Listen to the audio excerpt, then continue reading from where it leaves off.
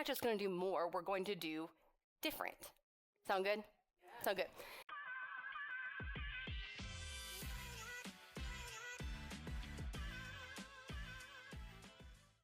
Have you ever watched people and thought, how do you have such extraordinary success so fast?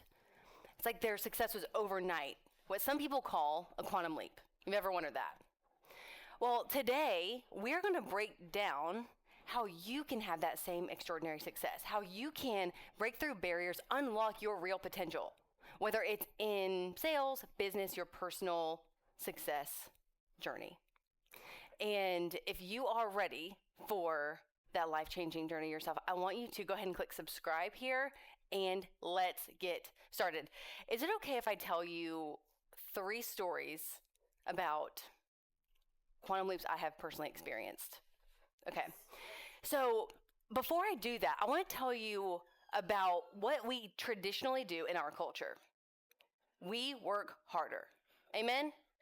We're like, if I'm honest with myself, I could study harder, I could read more, I could do more, I could keep going, right? Because sometimes, especially women, we're like hard on ourselves, you know? It's like, oh, I could be doing better, And that's how we were raised in school. It's like, well, I got a C, I should get a B. I got a B, I could get an A. I could always do better.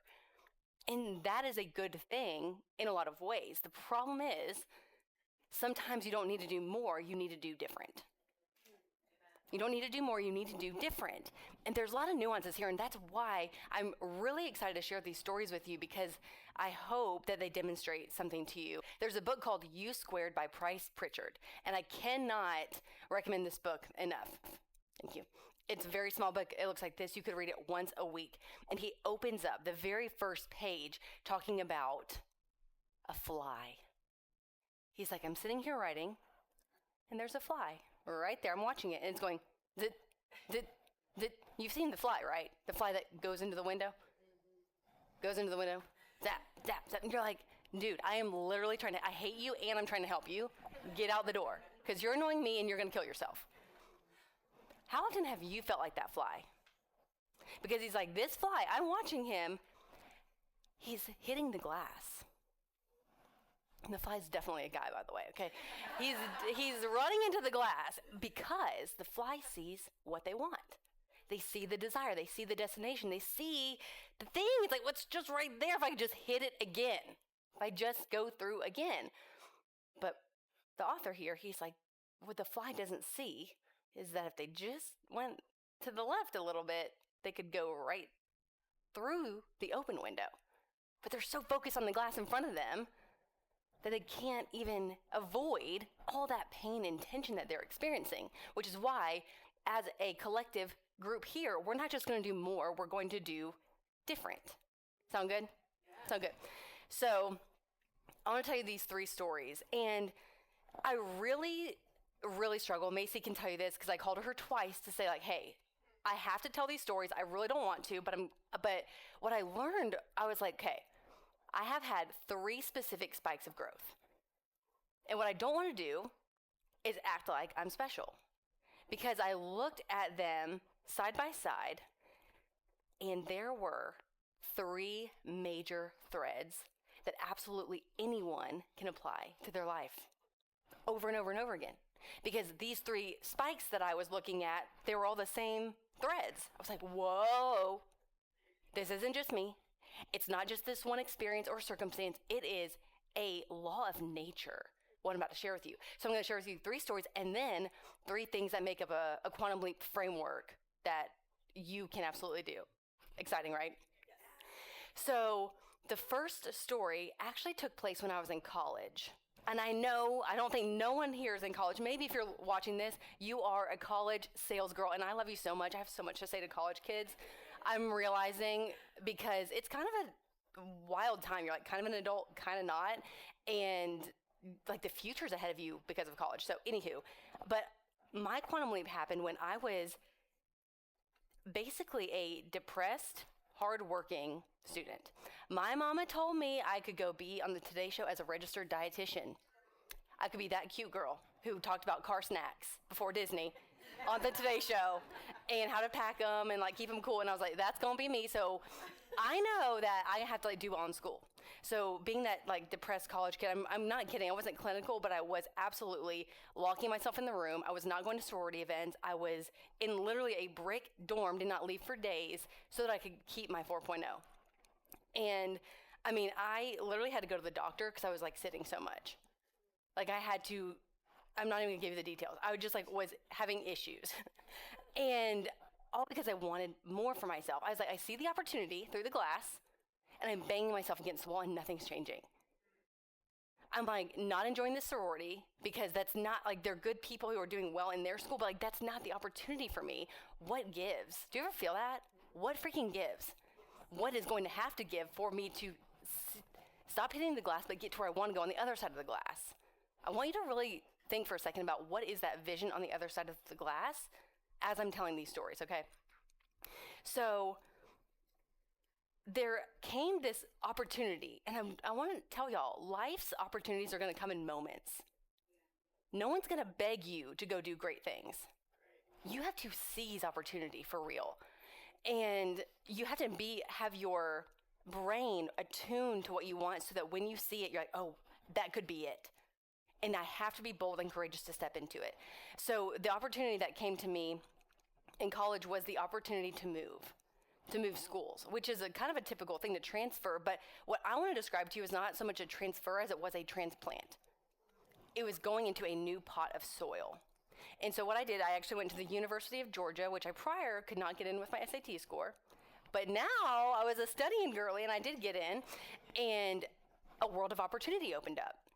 And one of the things that my mama, who told me I could be on the Today Show, she played at another scene. She said, you know, you're going to UGA and you could work with the football players. We're national champions, y'all. I was like, okay, Mom, I know you love me. I know you think I'm great. Cool. Like once a month she would bring this up. I'm like, Mom, I'm just trying to pass chemistry. Like you understand, I'm drawing organic chemicals here. Leave me alone about the football field. But lo and behold, the Lord has like special things in her words, because like that seed planted and it planted real good. And I was still studying. I was still kind of like, what's the freaking point? Like, this is hard. And again, another opportunity opened up to be in an internship called the Sports Nutrition Internship. Sounds pretty aligned, huh? I thought, well, if I'm going to be in the Today Show, a cool step would be to work with a D1 athlete system. Yeah, right? So he seized the opportunity. Everyone say seize the opportunity. Okay. Even if you don't know exactly why or how or da-da-da-ba-da, you just step into it because it's going to give you some experience, some context to do the great things you're supposed to do on the other side of the what? Glass, right? Okay, so I go into this internship. I'm like, all right, this is like one step closer to being something that's not what I used to be, which is a good thing. And y'all, it sounds so cool. Sports nutrition at the University of Georgia. Go Dogs. Let's go. And I want to tell you this detail because the process can sound so glamorous. What I'm about to tell you, because I'm not going to tell you where I ended up. The process can really suck so bad. I got into this internship and you would think I'm like going to be on the football field. And actually what ended up happening, I was getting a dolly of muscle milks, probably 200, 300 pounds of chocolate milk, and rolling it into the volleyball locker room, rolling it into the swim team locker room. And I don't know if you've ever rolled stuff in front of people before, especially D1 athletes, but it was not something I was so proud of. My cuticles are bleeding because I'm getting paper cuts on these paper boxes of stuff. I'm just okay. Whatever. I'm going to do this with joy. I'm going to show up. I'm going to smile, whatever. And then by some scheduling mishap, I ended up on the football schedule. And you might think, oh my God, this is it. This is when she ends up doing the D1 football thing. No, all I was doing was making milkshakes with protein in them, of course, and unpacking Gatorade gummies for a year. One time, y'all, I had to make these shakes before I got to a babysitting job, and I dropped them everywhere. And I tell you that because the process is a mess. The process can absolutely be a mess, but that does not mean that there's anything wrong with it, okay? And as I'm on this football schedule, I was like, well, my mama told me. She told me, what if you're with football players? I'm like, okay, whatever. So I was like, well, hey, do you ever need, to my supervisor, I said, do you ever need help? doing the Powerade. Like, how hard could it be? I'm like, do you ever need help? Surely you need help. You're doing important stuff. I can do that. And y'all, like, a year goes by, and I'm just like talking and showing up and doing the things and doing the Planet Smoothie, peanut butter jelly protein shake, and you have no idea. It was wild. And one day I get a phone call, and he's like, hey, do you want to be on the field for all the home games with me? I said, yes, I would, please and thank you. And that story demonstrates how you could be a depressed college student who's working their hiney off. Because you know what that's like, right? You're banging into the glass. But on the other side of that glass is an open window. And if it's not just one step into the open window, it's the faith of walking through the 10 open windows. Because it's not just going to be one time, one opportunity, one action. It's a few. And I'm going to show you the framework behind this in a second, but that was the first one. Was that helpful to hear? Did that give anyone some hope or encouragement? Okay, that was in college. And I was telling Macy, I was like, most quantum leaps happen a lot faster. That was like actually a 5-year story I just compressed into hopefully not too long. But in the real world, you can do stuff so much faster because you're not compressed by curriculums and like what they say, what they do, and all this application business and blah, blah, blah. You can go, especially entrepreneurs, you can sign yourself up for the curriculum that gets you from A to Z so much faster. So the second story was when I was a complete bottom feeder. And I mean this. By the way, the dietitian thing didn't work out. I hated it. I was like, are you joking me? I just went through all this and I don't even like it. You're joking me. So I have this thing that I call career disappointment.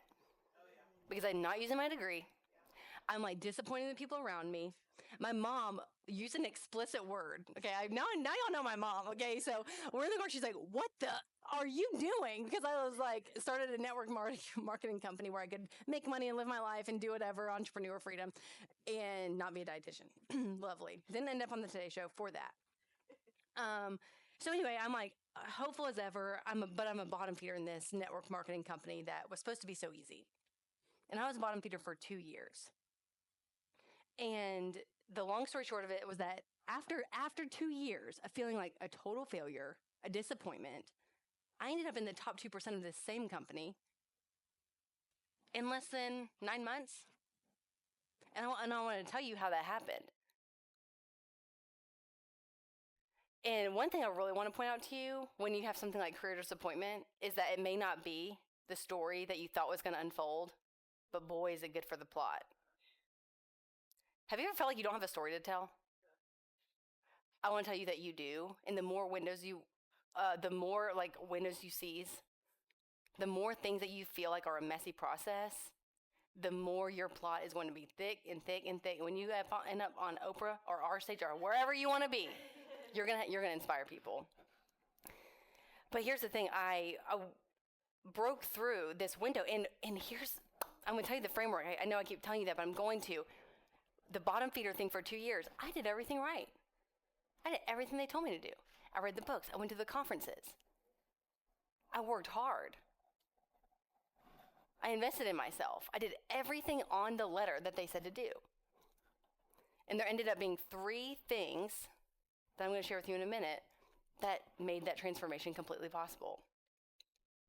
And the last spike that I noticed was when Macy and I, for 4 years, I don't even know what year it is. For 4 years, we were plateaued at $1 million, 1.2. It was weird how to the dollar it was the same. But we tried harder, but we set bigger goals, but we tried different strategies, blah, blah, blah, blah, blah.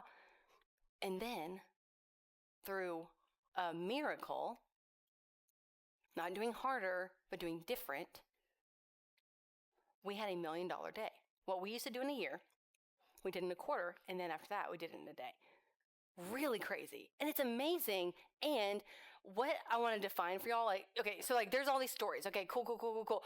What exactly is a quantum leap? Because I'm hearing you have these extraordinary result. And yes, it can happen faster than I thought. And it can be different than I thought. But wow, what exactly is it? A quantum leap, I want you to write these down. It's 3 things. It's a movement of where. It's a movement of where you put your effort A movement of where? A mental reframe of how you put in effort. Mental reframe.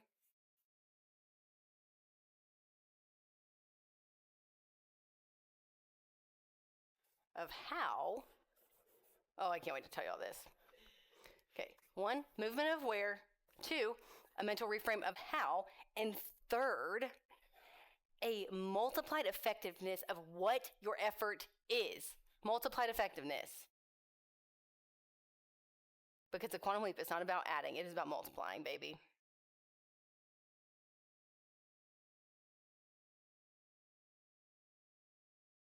Of what?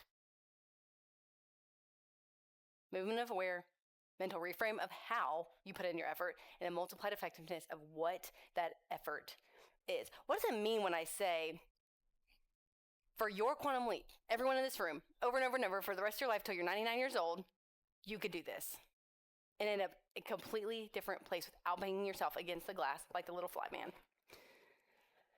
A movement of where you put your effort. I mentioned this in the college story, but it's about putting yourself in a new pot of soil. And I want to be so explicit in telling you to get around the right people.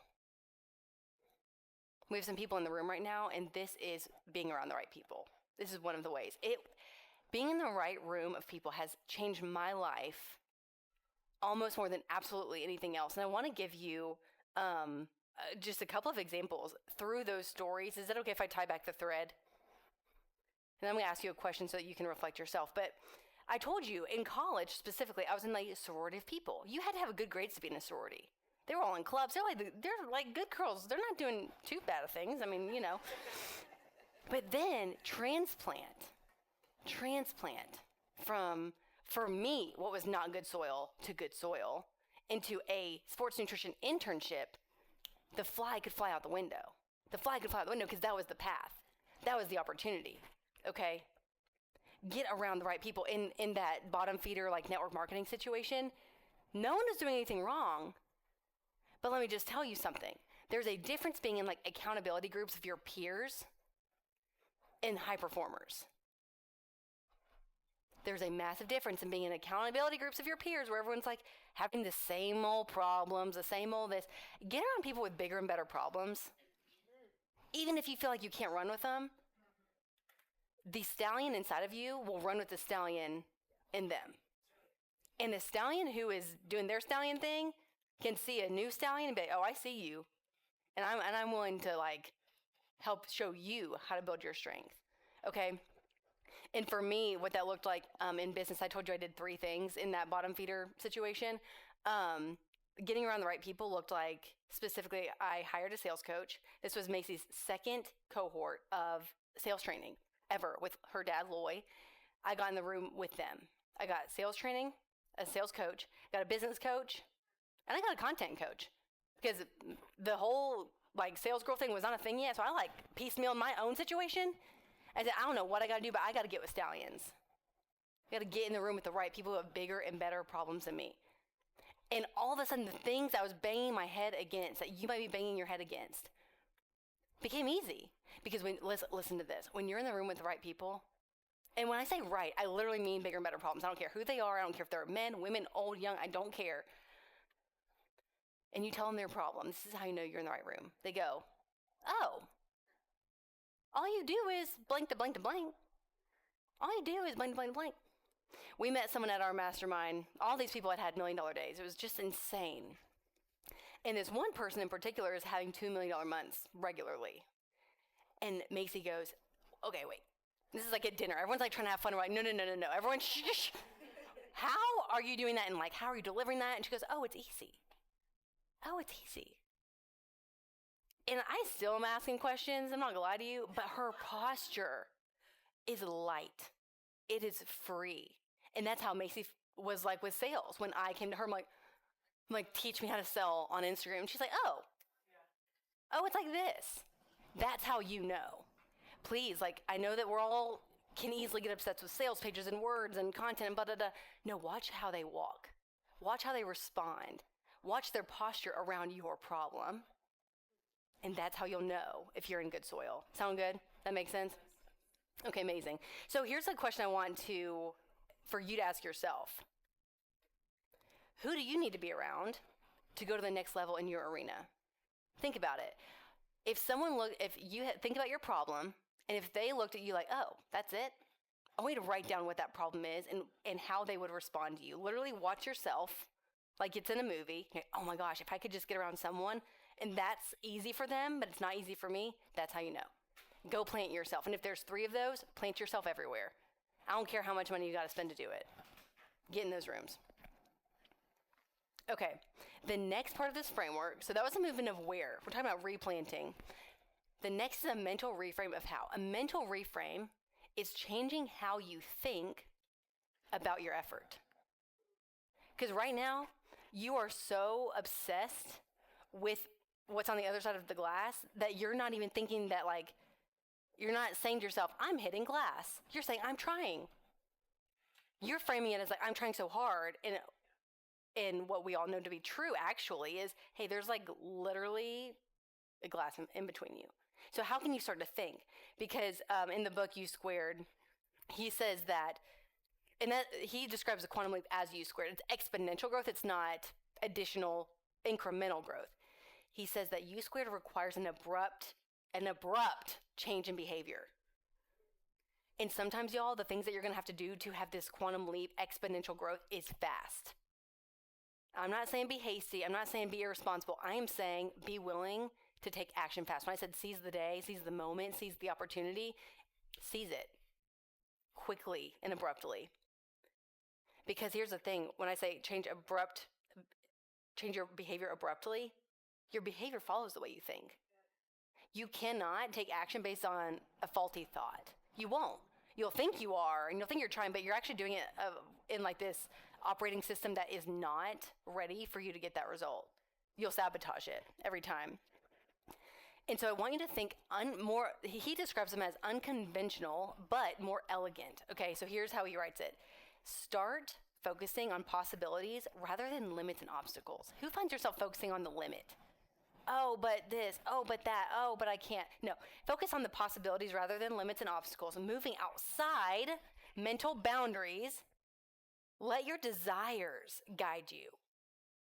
Let your desires guide you rather than focusing on perceived constraints. The fly perceived that it was just hard work to get through the glass.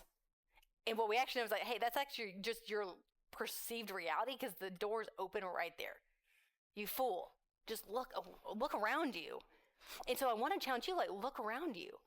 How can you see things differently? The abrupt thing that I had to do in that time where I told you, like, I replanted myself. Yeah. But the mental reframe that I had to have, this sounds like so childish now because it's been years, but I literally abruptly left, like, every Facebook group that I thought that I was like banging my head against. Like, oh, but I'm watching all this stuff, but I'm learning, but they're my mentors, blah, blah, blah. No. I abruptly left, and I stayed like this. No, this is my pot. This is my pot. And so here's my question for you. Let your desires guide you. What do you dream about? What's on the other side of the glass? That's the first question. The second one is, you ready for it? What's the simplest way to get there? Why am I asking you that question? Because there's something called Occam's razor theory. Occam's razor theory says that if you have two competing ideas to explain the same phenomenon, you should prefer the simpler one. The visual that's coming to me right now, who's ever tried to like build a membership? You're selling a course, you have a thing, like, listen, you have your path and I have mine, and that's all great and good. But like sometimes you just be overcomplicating it. Okay, I want $1 million business, so I'm going to have an ebook here, a course here, I'm going to coach some people here, blah, blah, blah. But like, you've seen the people do the math, or they're like, well, I could just have 5 clients that I help solve a really big problem, because you're brilliant. I bet you everyone in this room could solve a $100,000 problem for 10 people. I bet you could. That could be Occam's razor for you. But you're avoiding it, and you're like doing all the buffering of like, what if I could just make an ebook and get it to 1 million people? Like, Do you want to do that? I don't know. What's Occam's razor for you? So what do you desire? What is that dream? What is the simplest way to get there? Just brain dump. Macy is talking about those time blocks, how to spend your time like improving your reality, not removing yourself from your reality. Think, what is the simplest way that I can get the thing I desire? And dare yourself to actually do it. Because the simpler it is, the more courageous you have to be faster. Because it's not actually that hard. Okay, the last thing I want to talk about is, oh wait, no, I have to redo this quote. When you are doing a mental reframe of how you go about making effort, he says that you have to forfeit, aka give up, some of your old beliefs and sacrifice some sensible thinking patterns. He's like, sacrifice what you think makes sense, what you think is like responsible and blah, blah, blah. It's not even that it's true, it's that that's what you think. So be able to sacrifice some of the sensible thinking patterns, so-called common sense, can be a curse that puts a ceiling on how far you can reach or how high you can fly. The sensibility of it all is actually what keeps you from breaking through the ceiling. Isn't that crazy? And so that's the thing, like you have to spend some time. I tell you read this book, but I'm also really asking you to spend time answering these questions. Because what's available to you is not always the thing that college told you to do, or that the path that you saw when you were 18. It's different, and you've got to just be willing to ebb and flow. The last one is multiplied effectiveness of what effort you're taking. So I said multiple times, don't just do it harder and try harder, do it differently. Do differently. So what left turn do you have to make to just go out the window? He says also in this book that more of the same usually just gives you a more of the same. Ever feel that? Like, yeah, I do. When we were stuck at this 1 million mark for the business, it made no sense. Made zero sense why we would set a higher goal, sell more seats, blah, blah, blah, and get the same result. It was like not mathing. Nothing is mathing. And so sometimes more of the same just gives you more of the same. We're killing ourselves every quarter to fill a cohort of things when really we needed to do it differently and change the business model altogether, which is really scary. It can feel like you're departing from the familiar. It can feel like you're letting people down. But doing it differently could actually be the thing that sets you free and helps you help people in the way that you were meant to help them. I was just doing a podcast with someone in our inner circle. Her name is Jan, and she's a realtor, and she coaches realtors on how to be listing queens, she calls them, like make millions of dollars in real estate commissions. It's amazing. And she told a story about how when she first got into it, she was previously selling phones for AT&T Wireless in bags, like in the 90s. And she's like, well, when I became a realtor, I was like going to this networking event. And someone said to her, like, you're like new blood. Like, this is not even going to work for you. And she's like, okay, well, that's not going to fly. That's not the soil I want to be planted in. So what I'm going to do is going to be different. And I'm going to start my own networking group. And the tagline was no clicks allowed. No clicks allowed. And do you know what she told everybody? She told, I was like, how did you get recommendations? Because this thing blew up. She became a top 1% agent and made like $1 million in commissions herself. And then she started raising up other people to do it. It was amazing. And one of the ways that she filled this networking group so quickly, because that's how she got her business, was bring someone you love and bring someone of means. She was specific. She's like, I'm going to do a networking group. The what that I'm going to do is going to be meaningful. It's going to be specific for a certain people. And it absolutely blew up her business. So I just wanted to point out, she was going to a networking group. She just did it differently. And is this normal business advice where people say like host an event? Have y'all heard that before? Because in network marketing, that's like the thing. It's like host an event at your home. And I'm like, I'm not doing that. I'm not setting out cookies and staring at people in my home. I'm not going to do it, but that's like the big advice. So I'm like, this does not work. I'm not putting out cheese in wine for nobody. I will die poor before I do this, okay? I actually did try a couple times, but nothing ever stuck, okay? But once I planted myself in a new place, I rethought about how I was doing it. I was like, okay, I can do this. I'm going to do it different because I'm a new person, okay? So what if I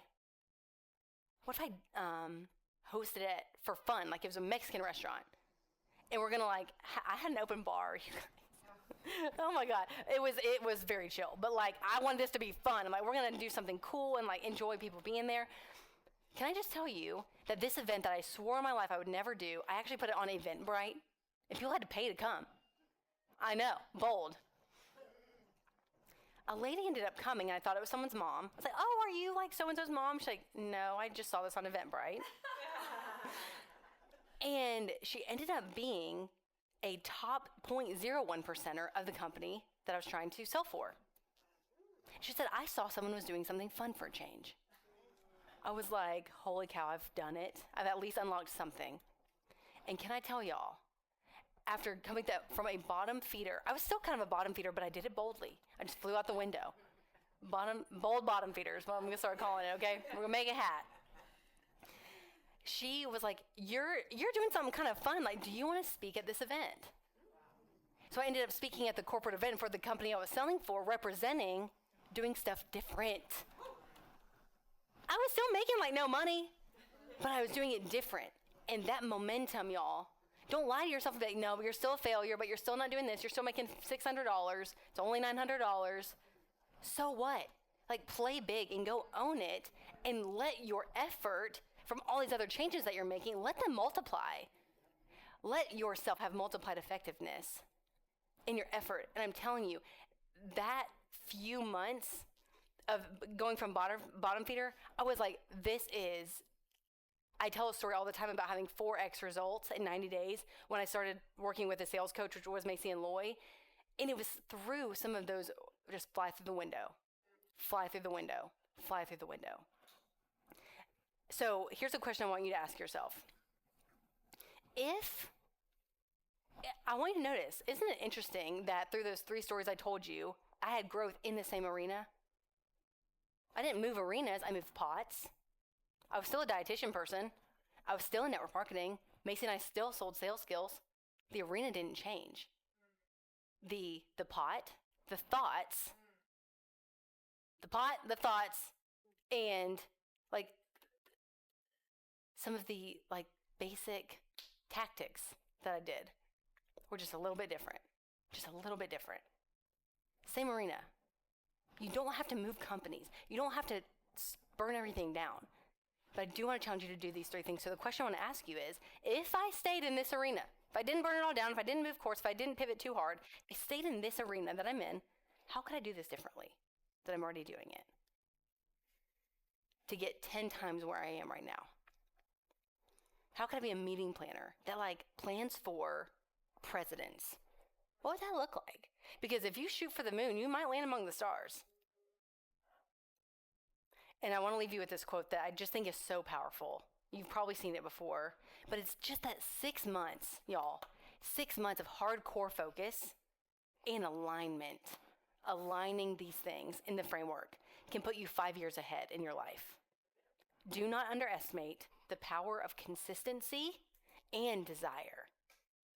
What is on the other side of that window is available to you. You just need to see and fly through the window. We'll see you on the next video.